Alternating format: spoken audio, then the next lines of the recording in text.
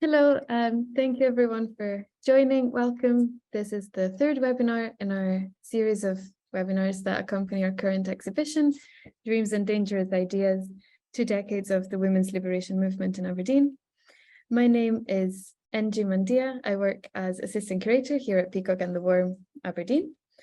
And it is my pleasure to introduce today's webinar, Our Bodies, Ourselves, Taking Back Control. With us today, we've got Chris Aldred, who will be chairing the webinar, as well as Louise Irvin, Anne Henderson, and Professor Wendy Savage. Before I tell you a little bit about what the webinar will focus on, I'll do just some very little housekeeping. The format of the webinar will last about an hour. And for the first 40 minutes or so, there will be some presentations by our speakers, and then we will be answering your questions, and there will be room for some discussion. Please use the Q&A function in your webinar screen. You should be able to see it at the bottom where all the controls are. Please use that to ask questions to the panelists. While the presentations are ongoing, please refrain from using the chat, as that can sometimes be distracting, but the chat will be open afterwards during the Q&A session. One last thing. I think that's everything housekeeping-wise. So I will just introduce the webinar, what we'll be talking about. So, the fight for women's control over fertility began decades ago.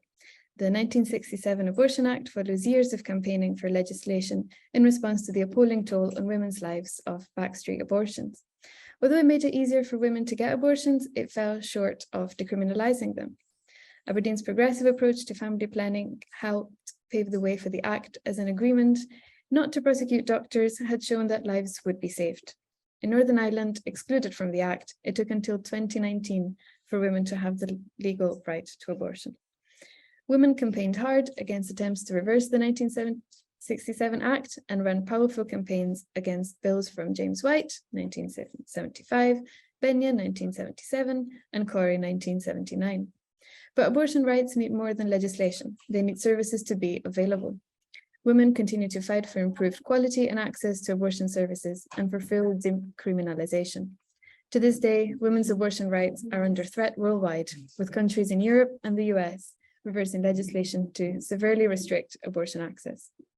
The women's movement also fought for many other aspects of women's health: access to contraception, to improved maternity care, to healthcare that centred around women and their needs and was not paternalistic or misogynist. Women's consciousness-raising groups learned about women's bodies and women's health and demanded control, not just over their fertility, but over their bodies and health. I will now leave it over to you, Chris. Okay, thank you very much, Angie. Can I just take this opportunity to thank the gallery again for their attention to the exhibition, and to thank them for hosting these webinars, which are associated with the exhibition. I'll just introduce the 3 people we have talking this afternoon. Louise Irvin was a medical student in Aberdeen in the 1970s and early 80s. She was active in the women's liberation movement and helped to set up the University Women's Action Group. She was involved in consciousness raising groups, childcare campaigns, Reclaim the Night marches, and the National Abortion Campaign.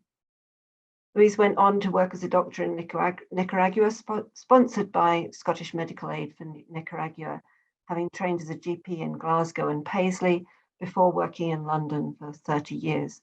She's an active NHS campaigner and is chair of the successful Save Lewisham Hospital campaign.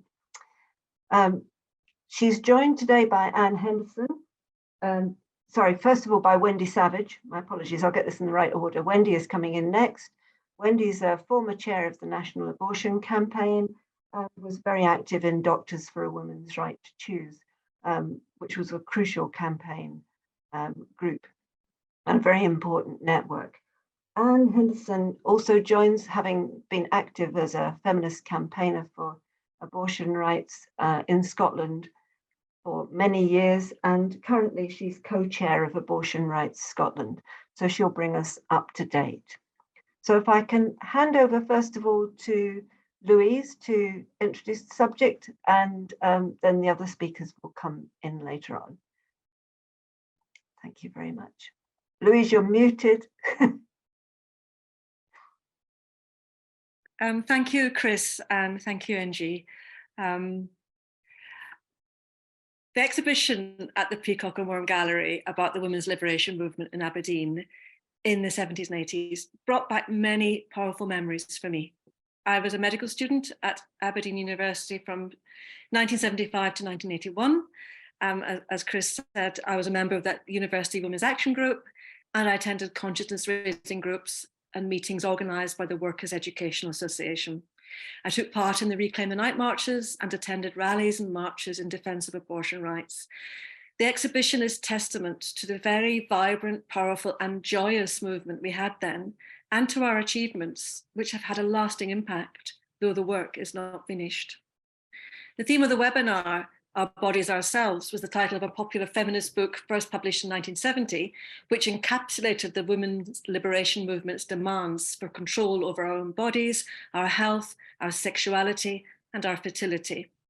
It was perceived that much of medicine and the medical profession was sexist and indeed misogynistic, and that women's health had been neglected in research, in knowledge development, and in practice.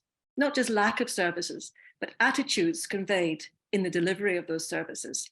We believe this was due to misogynistic attitudes to women, a tendency to dismiss women's complaints as all in the head, and due to women's emotionality, as well as a continued concept of women's bodies as inferior deviations from the male body, which was seen as the standard human body. And both those concepts go back to ancient times, but they still have an impact today in the lack of research and knowledge about women's health. The way to challenge this was for women to gain more knowledge about their bodies and their health, and to take action for improved services and changes in attitudes to women. One of our slogans was, "The personal is political." So the first step was learning about our bodies. Knowledge is power. And so education about our bodies and sexuality, fertility, contraception, etc., were among the hot issues discussed in women's and girls' organisations and groups and meetings in communities across Aberdeen in the 70s and 80s. Now I've got to share a screen to show you a poster advertising one of the Workers' Educational Association's Women and Health Days, which shows that we had workshops for a wide range of issues, from abortion and contraception to menopause and women's health. So let me show you the poster if I can.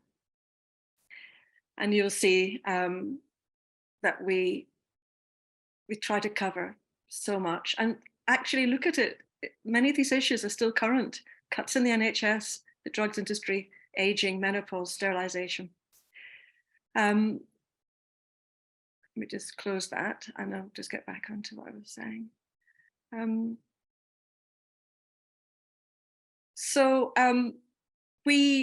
One way we tackled this was we had consciousness raising groups where we tried to learn about our bodies. And one of them, women learned how to use a speculum to examine their own cervix. Why did we want to see our cervixes? Well, in Aberdeen, we were fortunate in having the first organised cervical screening provision in the UK. This successfully reduced deaths from cervical cancer and helped make the case for a national screening programme. So as women in Aberdeen, we realised the importance of women coming forward for cervical screening, but we asked ourselves, what actually is a cervix? What is this mysterious part of our body that we have to offer up to the view of strangers to take a sample from without any understanding of what it actually was? We felt women were required to be passive and not active agents of their own health. So we wanted to see what the people doing the smears were seeing in order to understand our bodies better. And in so doing, it demystified the whole process and it reduced our fear. One of the key demands of the women's liberation movement was free contraception and abortion on demand. Wendy and Anne will talk about the fight for women's abortion rights. I'm going to talk about the impact of freely available, effective contraception. Aberdeen's medical establishment were extremely proud of their pioneering family planning services. having introduced the first free advice and contraception services in the UK in 1967. In 1970s Aberdeen, social disapproval for the unmarried mother was common, and mother and baby homes where young women could be hidden from society while pregnant and have their babies adopted before returning home to start again were common. Initially, family planning was justified if it was for child welfare reasons, with a focus on limiting family size in poorer families and preventing unwanted pregnancy in unmarried women. But despite the stigma then attached to sex outside marriage, in the late 1960s, unmarried women began to access the contraceptive services in rapidly growing numbers. And by 1976, the service made it clear that it did not care tuppence about marital status. This is a quote from what Chris has written. This change in attitude came about largely as a result of women demanding access to contraceptive services and beginning to shed the shame or embarrassment about matters relating to sexuality and fertility. For us, access to contraception was about freedom and autonomy. And I wanted to show you another poster. I hope this comes up.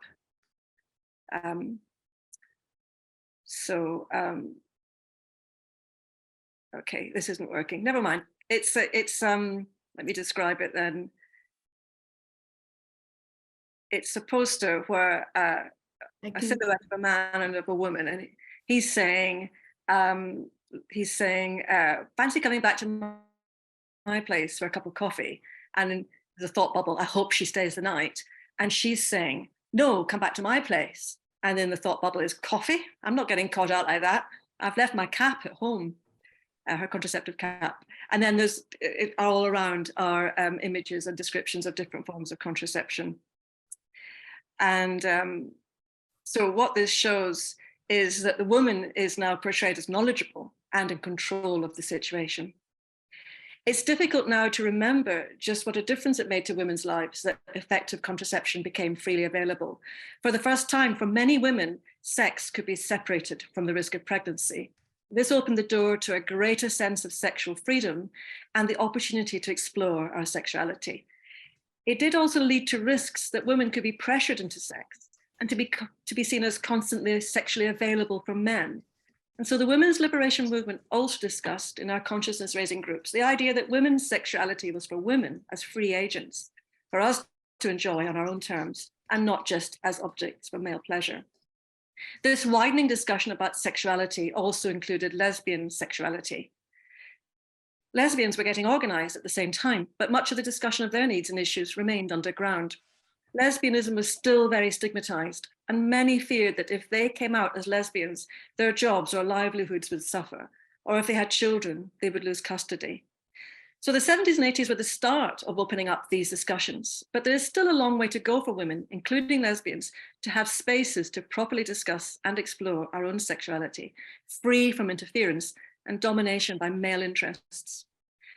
Women's demands for control over our own bodies extended to challenging rape and violence against women.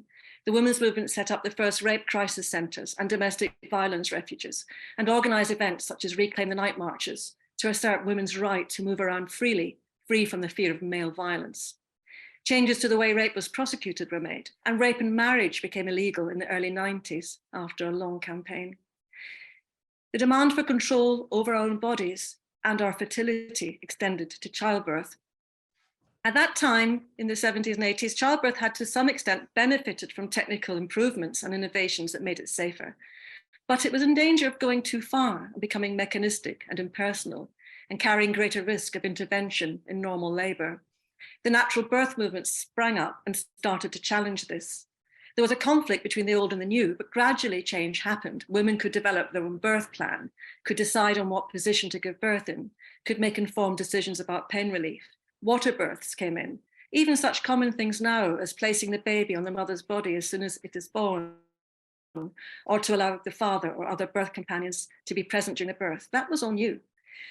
In many ways, Aberdeen was ahead of the rest of the UK in innovating in women's healthcare, with the first systematic screening programme in the UK for cervical cancer, the first free contraceptive services, and the provision of safe abortions prior to 1967 that reduced deaths from backstreet abortions and helped provide evidence to support the 1967 Abortion Act. Wendy and Anne will talk about the struggle for women's abortion rights, bringing us right up to date with the current challenges. The women's liberation movement in Aberdeen clearly contributed to improvements in women's knowledge, understanding and control over our bodies, our health and our fertility. But there's still a long way to go. Abortion in the UK is still criminalised and service provision is uneven. Abortion rights are being reversed around the world, and we may think it couldn't happen here, but we must not be complacent. There's still widespread ignorance about health matters, for example, cervical cancer. 40% of women still don't know what their cervix is. Many don't know it helps prevent cancer, and the rate of uptake is diminishing, especially among young women. Maybe it's time to get the speculums out again. Women have more years of ill health than men, and we know that women's health issues attract less research funding, are less well understood, and too often are not taken seriously.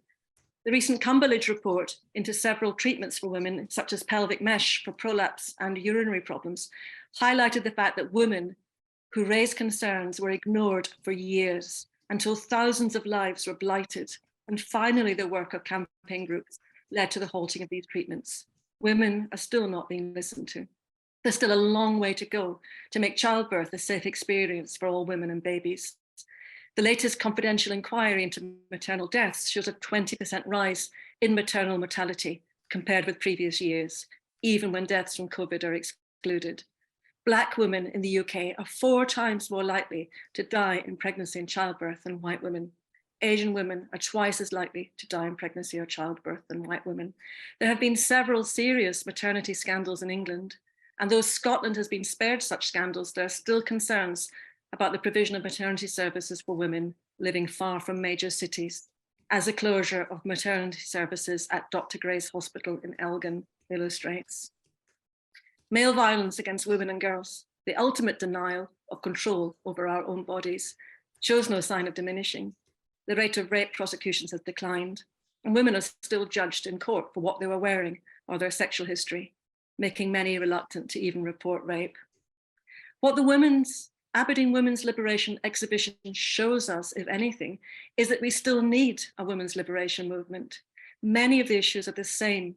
Progress has been made in many areas, but in others, progress has stalled, and sometimes it feels we're going backwards. Let's be inspired by the story of Aberdeen women bravely fighting for our rights and rebuild that movement with the same energy, determination, and optimism for women's liberation for ourselves and all women who come after us. Thank you.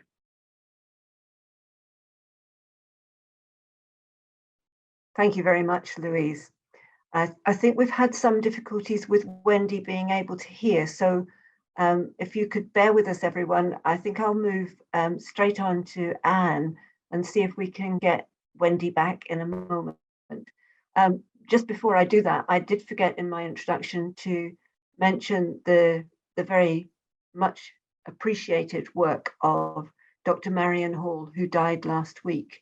I'm sure people who knew of her either as a doctor or as a campaigner for women's rights will be very sad to hear that news. But I felt that she should be commemorated in this lecture because she played such a key role in providing support for Aberdeen women through the medical profession. I'll pass on to Anne, though. I think you'll need to become the host, Anne, please, and share your slides. Oh, Wendy's back. Maybe Wendy, you can go next. Can you hear us, Wendy? Wendy, can you hear?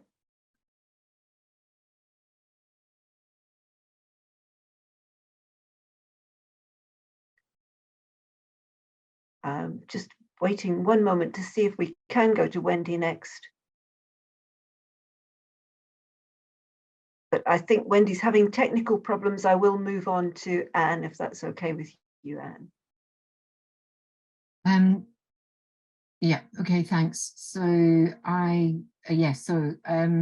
afternoon, everybody. And I just echo the thanks that were given at the beginning for Peacock and the Worm for the support with the exhibition. I went up to Aberdeen on Thursday and it's a lovely exhibition. I'd encourage you, if you're not in the area, to make the trip and see that before the 8th of April. So I'm going to also do a little bit, I need to share my screen. which I can't at the moment. So, Louise, could you please make Anne host? Oh, how Thank do I do that? Oh, I'm really sorry. When I click on that thing, Yes. it says one panelist can share at a time, multiple panelists can share simultaneously. Advanced sharing options. Who can share hosts and panelists? Should I just make it hosts and panelists? I'm sorry, but I'm not sure what to do. Is that working? Oh, it's a little dots. It's the little dots. Yes. It's a little dots.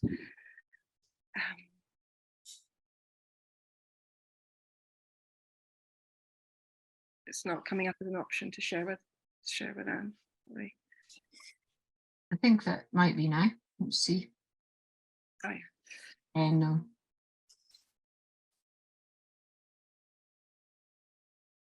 Your screen is sharing, Anne, that's fine. Okay, that's great. Okay, thanks very much.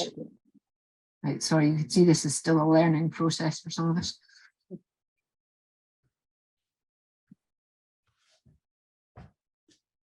I'm going to get frustrated. Right, there we go. Okay, patience. Patience is what's required. So, right, thank you. I shall now start go through my notes.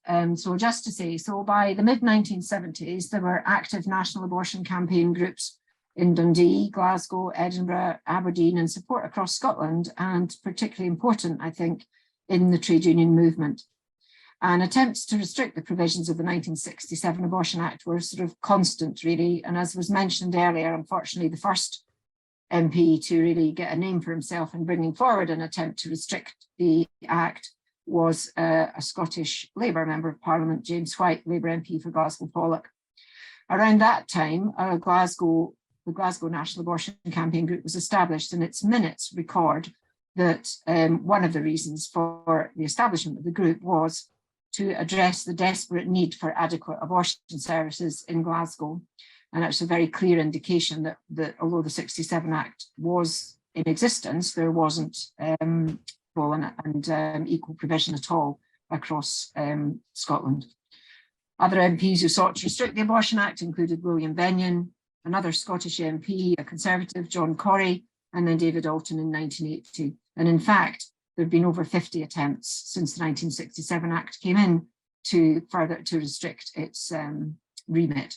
It's one of the most, probably the most, the piece of legislation within a health arena that's had the most attempts to restrict it. So it's been busy, I would say. But there was also a responsibility not just to resist those attacks, as it were, but to build public support for the 1967 Act and to ensure that the NHS services did provide for everybody, all women in Scotland, and also that we could support the clinicians who are working so hard to provide that service. In response to the Corrie Bill, the TUC led a demonstration of around 100,000 people in London in October 1979. It was very significant politically and in numbers. And in Scotland on that date, a large demonstration was also held in blizzard conditions.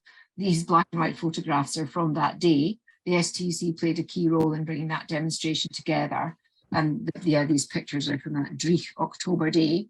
We found some photographs which show a strong Aberdeen presence. The member banners there include the Aberdeen Women's Liberation Movement. The original banner is there on the streets of Glasgow in the snow.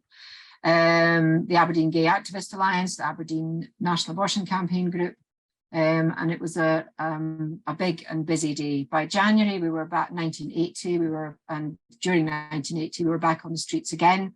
And in Glasgow, a huge demonstration marched to Glasgow City Hall. So that's the colour photograph there, where Joe Richardson MP pictured here, Maria Fife MP for Glasgow Maryhill, Yvonne Strachan from the STUC, and others spoke to a packed hall, a hall filled with banners and placards from across Scotland.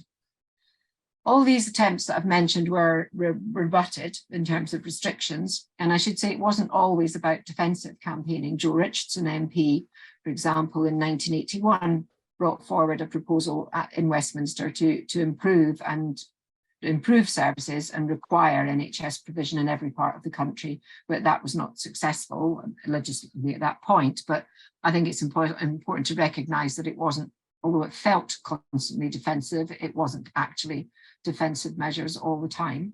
And services steadily improved across Scotland, and public opinion was changing slowly.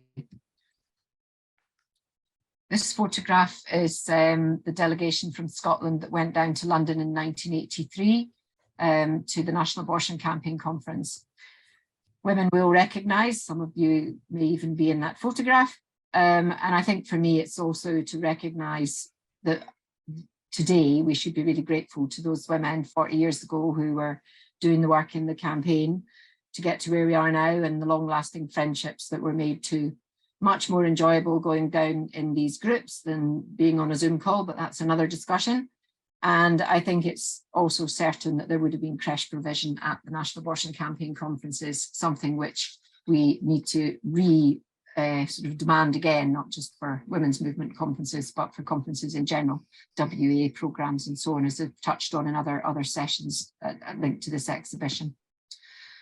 So in Scotland today, services have continued to improve, and I think this is really important because a lot of the media coverage, the kind of snappy media headlines there have been over the last year, certainly in Scotland, have suggested that services are being rolled back, that there's constant protests outside hospitals, and I think have maybe disproportionately suggested that there's a bigger problem than actually is the case. And I think it's important that we recognise that actually services have continued to improve. And if we take where we are now compared to where we were in the 1980s, in which the exhibition and discussions around the women's movement have focused on, early terminations or 9 Hi, Nick.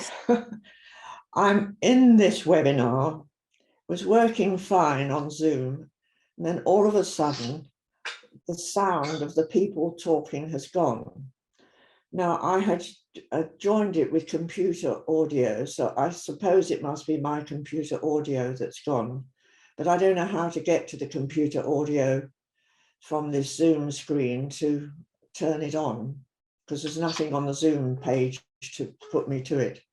Oh God, who's that?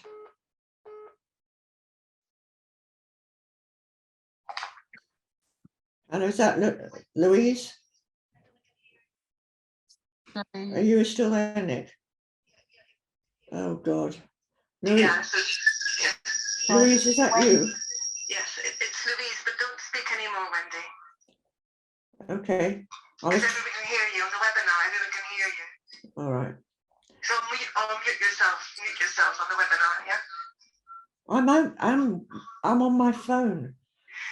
No, but you were speaking before and everyone could hear on the webinar. Oh dear. Well, I was muted on the fucking webinar. Where is it? I'm trying to see if I can get. Sorry, Can you just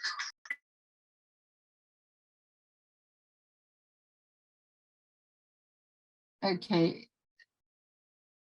And I think you can go ahead again. Sorry, I'll recap a wee bit, perhaps, so the little bit right, of we're back in conversation can go. Yes. right, back in business. Okay, so yeah, so another reason why it would have been nice if we'd all been in the same room, but however, so just wanted to pick up on where we're actually at now, and this just, I mean, there are many statistics I'm not going to, which could be made available, but just to flag up that abortion care, all abortion care service in Scotland is provided on the National Health Service directly, a fact that we're fought for and campaigned for right from the beginning, and we're proud that's still the case.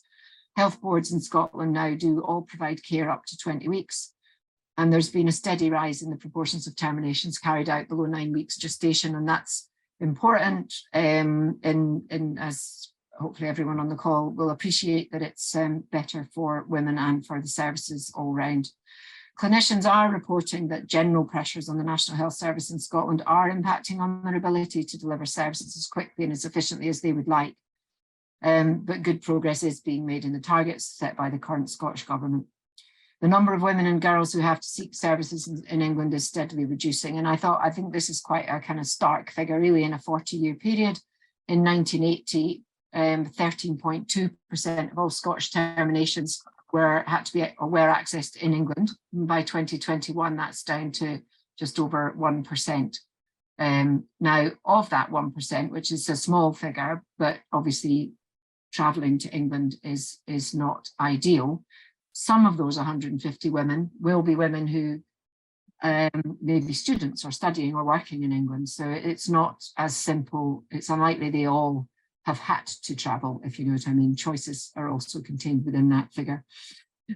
So some of the headlines we were seeing earlier in the year are really not accurate. Around 50 women last year had to travel fully funded by NHS Scotland, and not for terminations over 20 weeks, which are still not yet available in Scotland, but commitments have been given by the government and the health boards to work towards further reducing that number who sadly did have to travel at a stage in a pregnancy, which is obviously quite difficult. Successive Scottish governments of all the different political backgrounds that we've had in Scotland since 1999 have shown commitments to improving services on the National Health Service and agree that services should be accessed free from harassment. Service provision through the NHS, education have always been devolved to the Scottish Parliament, and safe access zones, buffer zones are now under consideration. But an important development in 2016 when the Scotland Act devolved abortion law to the Scottish Parliament. So we now have in Scotland legislative responsibility as well as service delivery responsibility. So what's happening now?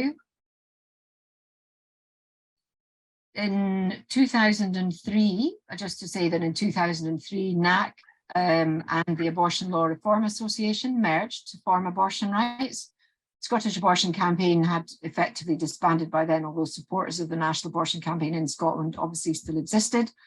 That has now regrouped, and Abortion Rights was, as I say, formed in 2003. We've now, as of today, got an active Abortion Rights Scotland structure, a growing membership, and particularly since the decision in the United States to reverse Roe versus Wade. And this is some photographs from the demonstration and rally that we organised on the day that the decision came through.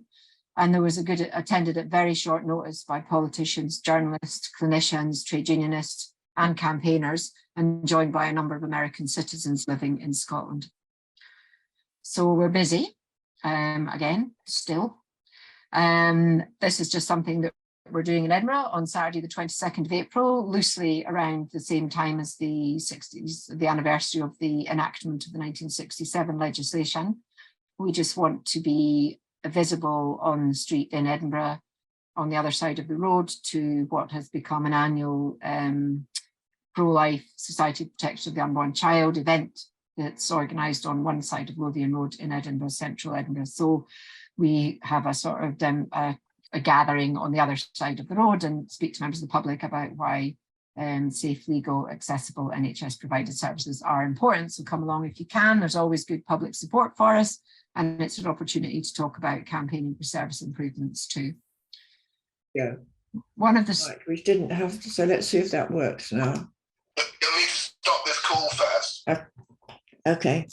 Right. Otherwise, the audio will be going to FaceTime as well. Okay. So that will just have to use. Now you know how to get to system preferences if you need. I've loaded into the webinar. Yes, all right. I'm here now, I think, Nick.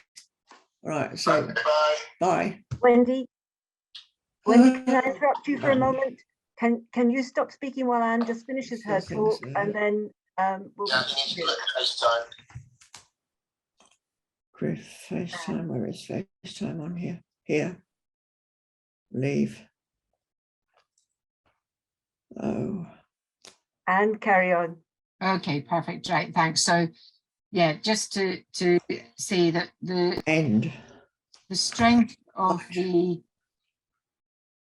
pro-choice movement, rooted in the women's liberation movement, but our strength has been and continues to be the alliances that we build across political parties, involving activists, clinicians, politicians, trade unions, and the labour movement. And looking back at 1979, where now that sort of historians are looking at this, the kind of rapid mobilisation around opposition to both the Corrie Bill and the Alton Bill, bringing the central role that the labour movement played in that, the trade union movement played was absolutely crucial in combating some of the misinformation, really, but some of the campaigning that was being done, particularly using networks through churches. So it's interesting that still today, and I think is correct, and we always used to argue that working class women don't have the resources to make financial choices in accessing abortion services. They have to be available for all without judgment and without cost. So I'm glad that we still are building those alliances. And we were at the STUC Women's Conference last October, where there were 5 or 6 unions talking to motions that were in favour of decriminalisation, supported buffer zones around pro-choice, and speaking very strongly about the experiences of women and men working in the services and the value we have to attach to that. So we're take our stalls around 2 different places. We are developing a campaign now for decriminalisation of abortion in Scotland. The decriminalisation, it has been a kind of demand, if you like, for some time. I think it's important now, as we've kind of been looking at the history of the 70s and 80s and before then, that the framework set by the 1967 Act is cumbersome, requiring 2 doctors' oversight and other aspects which use valuable National Health Service resources unnecessarily. The experience during the pandemic of increased use of telemedicine and early medical abortions, in reality, is it's improved services for women and taken the pressure off some aspects of the health service. And all the analysis, whether in England, Wales or in Scotland, is leading towards that building evidence to increasing the arguments around decriminalisation, that we can have a regulatory framework which would be adequate and serve women well.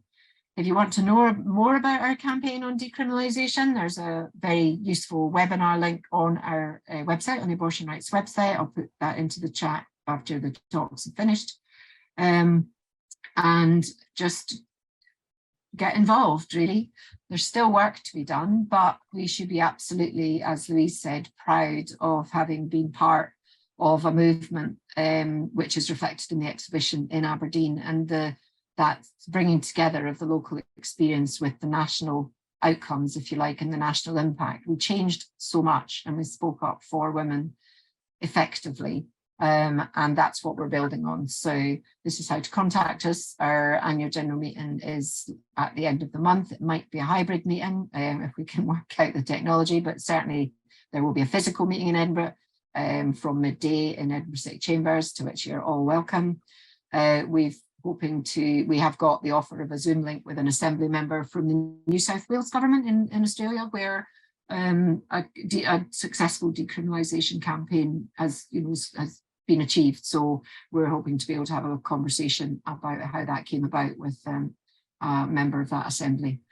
Women's movement demands are as relevant as ever, and we can build on the work done by so many before us. So thank you for the opportunity to participate today, and I look forward to hearing what Wendy's got to say. Thanks. Thank you very much, Anne. And I think, Wendy, having had such a frustrating time, we'll be able to ask you to come in and speak in just a moment. Is that okay? Can you hear me now? Can you hear me, Wendy?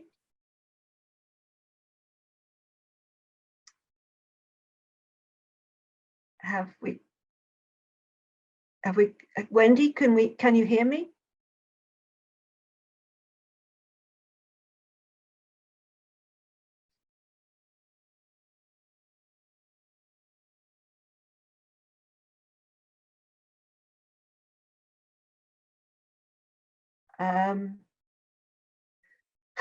Wendy, can you hear me? I think I'm going to resort to maybe asking for participants to, there's been a question. I think,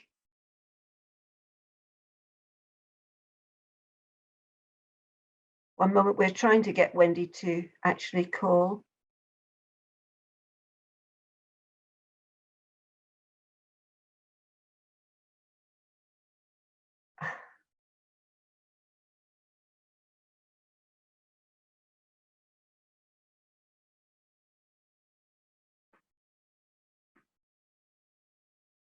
can Wendy speak?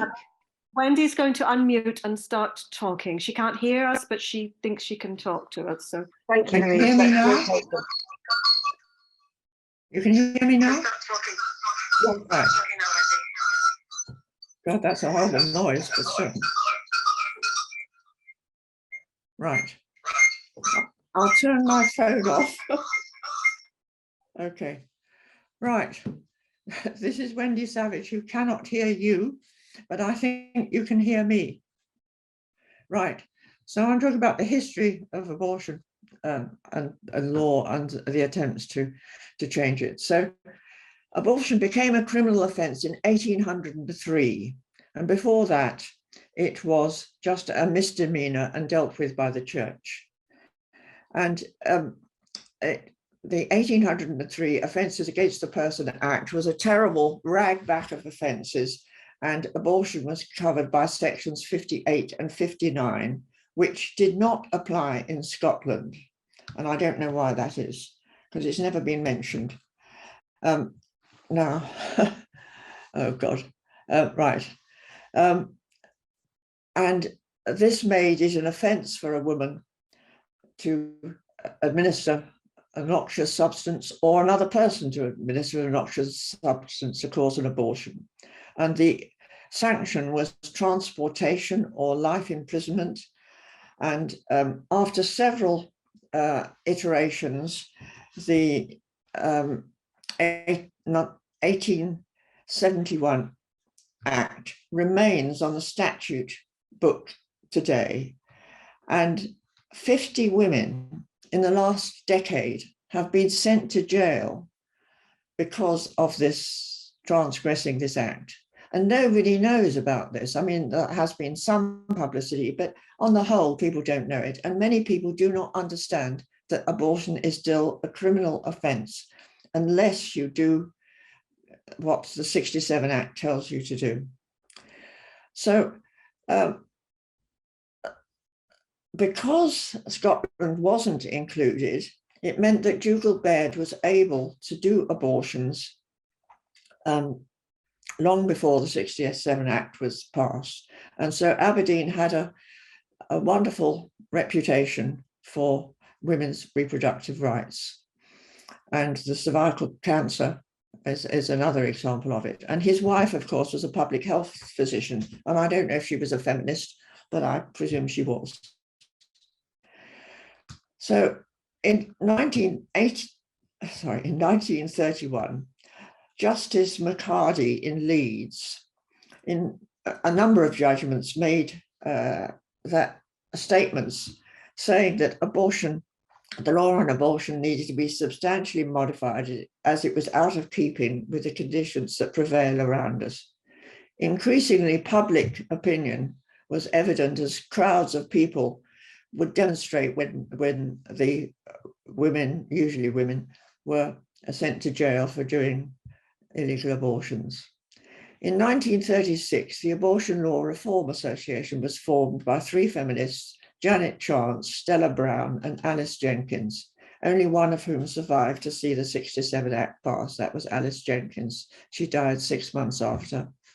In the same year, the BMA passed a motion endorsing the report of a working party on legalisation of abortion by 98 to 67 votes. This had taken 4 years since the topic was first raised at the 1932 annual representative meeting. It was a surprisingly liberal document saying that the legalisation of abortion for social and economic reasons would go far to solve the problem of the secret operation, in inverted commas. It realises that this is a matter for the community as a whole and not by the medical profession alone. Maternal mortality had remained stubbornly high for decades, and 1 woman in 200 died in association with pregnancy at this time, which was I was born in 1935, so my mother risked her life at that rate. The government set up the Burkitt Committee in May 1937 under pressure from women's organisations. And in 1939, they recommended that abortion be legalised after rape and the woman's life was at stake. Most of the women on the committee were upper class, including the wife of the Prime Minister. But one working class woman, Dorothy Turtle, a Labour councillor from Shoreditch, published a minority report. She considered that up to 40% of maternal deaths were due to abortion, and that abortion should be legalised for women who had 4 children, girls under 16, rape and incest, and eugenic grounds. She supported public provision of birth control. In 1938, Mr. Alec Bourne, a leading gynecologist, reported himself to the police after performing an abortion on a 14-year-old girl who'd been raped in Wellington Barracks by a group of guardsmen.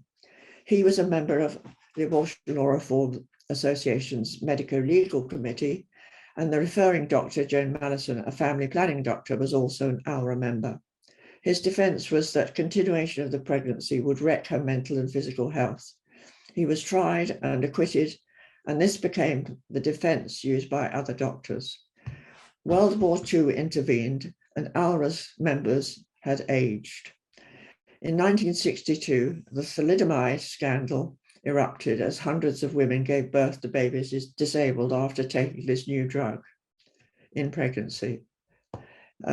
This was the first time that it was realized that drugs taken by the mother could affect the developing fetus, and the option of abortion was not legally available to them. That year, Diane Munday, who had herself had an abortion for her 4th child in Harley Street, and Madeline Sims were elected to the Abortion Law Reform Association board and set about reforming it. Later, they were joined by Dilys Cossie as secretary, and they embarked on a programme of training speakers about law reform and an ambitious campaign to inform MPs about the need for abortion law reform. These women were all feminists, though not members of formal women's lib organisations. In 1964, Lord Silkin introduced a bill in the Lords which did not proceed.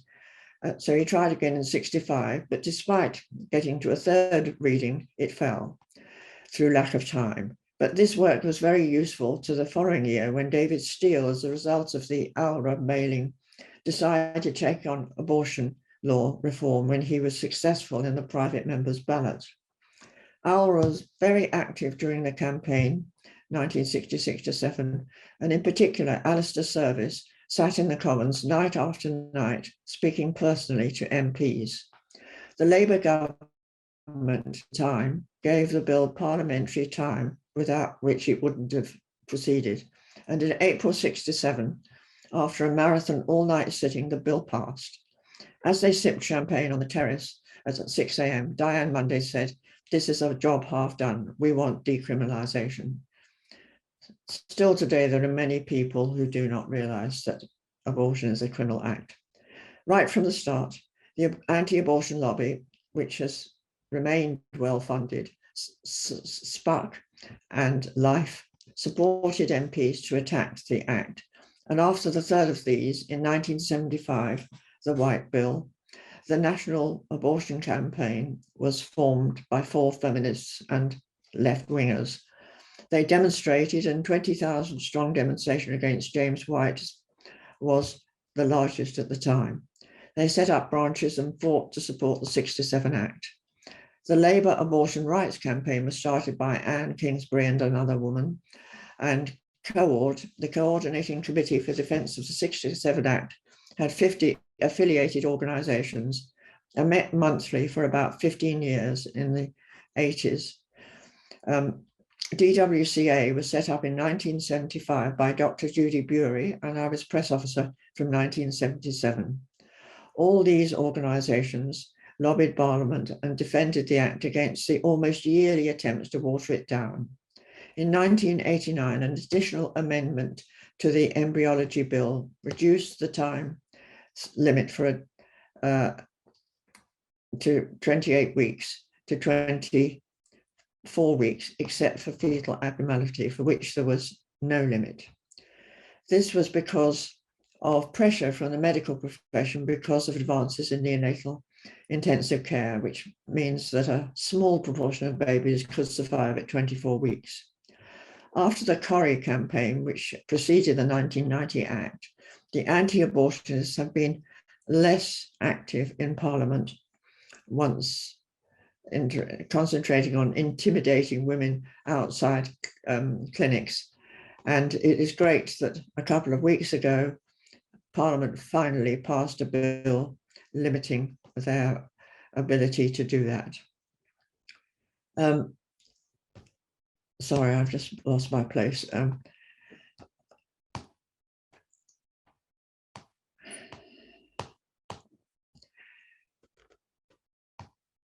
I think what we can learn from this short history is that women need to remain vigilant and will have to continue to fight to retain their reproductive rights. And throughout this whole saga, the pro-choice lobby has been very short of funds, whereas the anti-abortionists have got money from the church and money from those fascists in the United States. So keep fighting. Thank you, Wendy. Thanks very much. I don't know if you can hear us now. I wonder if you have your speakers on mute on your computer. However, I've got a question or two, and I think, unfortunately, I won't be able to come to Wendy for answers. Wendy, I'll mute you. And no, I can't mute you. Angie, could you mute Wendy, please? And I'm going to come to Louise with the first, well, as the second question to appear in the chat, but I think one which is actually very important. From Hannah, on the topic of contraceptive care and taking back control, Hannah was wondering if any speakers have thoughts about the use of long-acting contraceptives such as the implant or intrauterine device, the IUD, that can't be self-removed by the user versus the more woman-led options such as the cap, the patch or the pill. I think, Louise, if you could answer that, that would really be very useful. Yes, thank you. Thanks, Chris. And that was actually one of the things I was going to say in my talk, but I had to cut it out to shorten it. But that was an issue, was the pushing of Depo-Provera and those long-acting reversible contraceptives, both in the 70s and 80s, well, in the 80s, but also recently, actually, but working as a GP, there was another big push to use them. And we feminists always felt that this was a way, again, of rendering women passive, not active agents in control over their own bodies, their own fertility. And though, you know, some women do choose to use those forms of contraception, and that's fine if they want to, but I don't think that they should be heavily promoted because it's part of that whole idea that women are just feckless and useless and can't be trusted not to get pregnant. And I think it's the wrong attitude to have. Yeah, having said that, of course, if women choose that, that's fine. Thanks, Louise. I've just had an interesting comment from Janet Mearns added to the question and answer. Janet graduated from Aberdeen in 1970 and had to change the Students' Union constitution to allow Durex machines to be available to students in the union. That's so different from now. That's really interesting. I wonder if I could ask Anne a combination of two of the questions. Elaine Thompson has asked, has the Labour Party committed to decriminalising abortion? And Linda Pepper has asked what your views are on Scotland's Women's Health Plan. She was a member of the National Abortion Campaign herself when she lived in England. I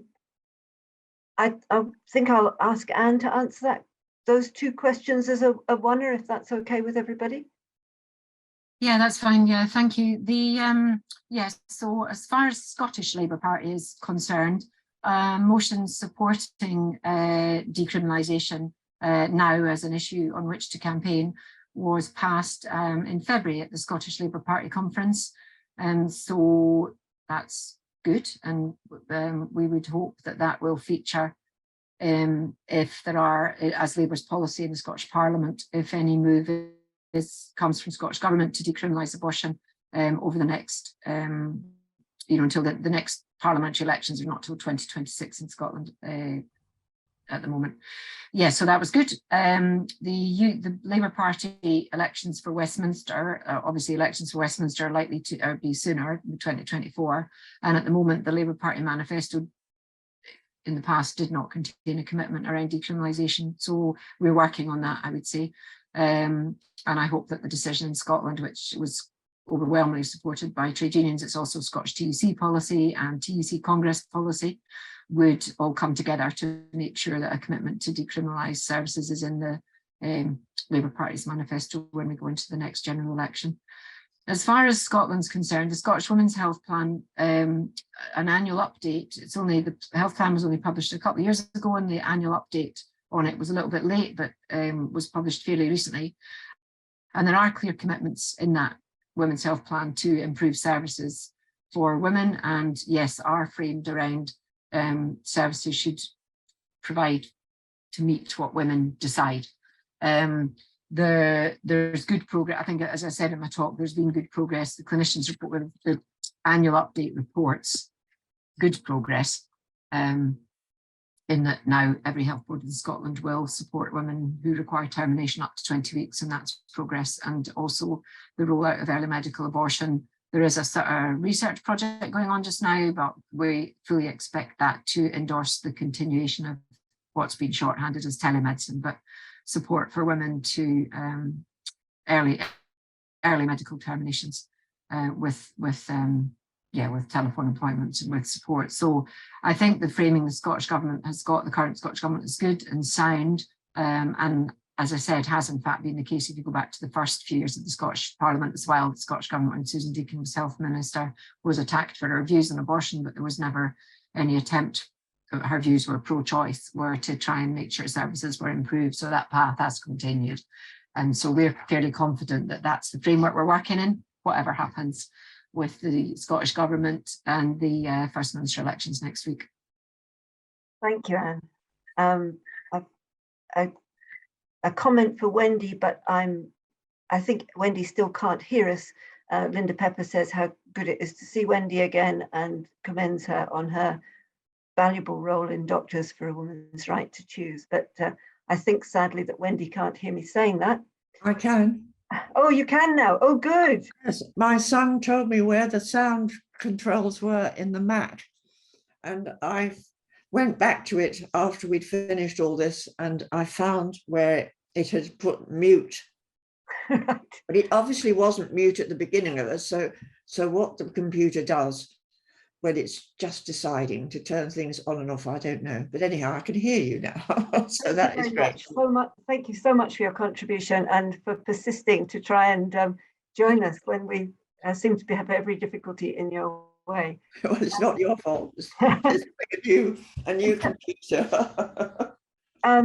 Shirley Otto has asked whether we know which MPs are paid to undermine women's rights to choose. I don't really understand quite where that question has come from, but that may be because I've been fiddling with the technology. Do any of the panelists actually have an answer for that question from Shirley? I don't think we have that information. Right. I don't think we're aware of any, to be honest. I mean, I don't have the information on Westminster, and if anybody was being in receipt of funds from any campaign that was against abortion, it would need to be declared. It's not illegal in inverted commas, but it would need to be declared in the Register of Interest. There's nobody in the Scottish Parliament I'm aware of in that category. Thanks, Anne. That's great. We are almost at time, but I've just seen another question appearing. Do we know anything about the applicants for First Minister's views? I only know, I mean, I'm not going to, I only know what's been in the public domain, and the Abortion Rights Campaign has taken the view, as I was saying, that the framework is in place. It hasn't been disputed by any of the candidates. The Women's Health Plan is in place, and the Scottish Government has made, along with all the clinicians of every political persuasion who are working to deliver a good service, that the public commitments have, from any of the candidates, don't suggest that the framework that we've worked on for 20 odd years now will be dismantled. So I'm not we'll know on Monday who the new First Minister is, and we're certainly working with service providers and the unions to to continue to see service improvement in Scotland and to continue our campaign for decriminalisation in that context. So I'll be continuing whoever fills that post. Thank you, that's great. I think that's us dealt with all the questions. As we are actually at time, I think it just remains for me to thank all the panelists for their contribution, in particular Wendy for bearing with the terrible frustrations of technology and getting on with presenting something for us in the end. And thank all the attendees for your questions and your participation in the seminar, and encourage you to watch the recording, which will maybe just tidy up a wee bit. Thank you very much. Bye-bye for now. So how do we get the recording? The recording will be available on Peacock Studios website, I think, Angie? Yeah, we'll make all the recordings of this webinar and the previous two available on our website, which is warm.gallery. Right. Thank you to all of you, Chris for chairing, Louise, Anne and Wendy for your contributions, and thank you to everyone for attending and bearing with us with the technical hiccups we experienced today. Thank you. Thanks very much. Right. Thanks everyone.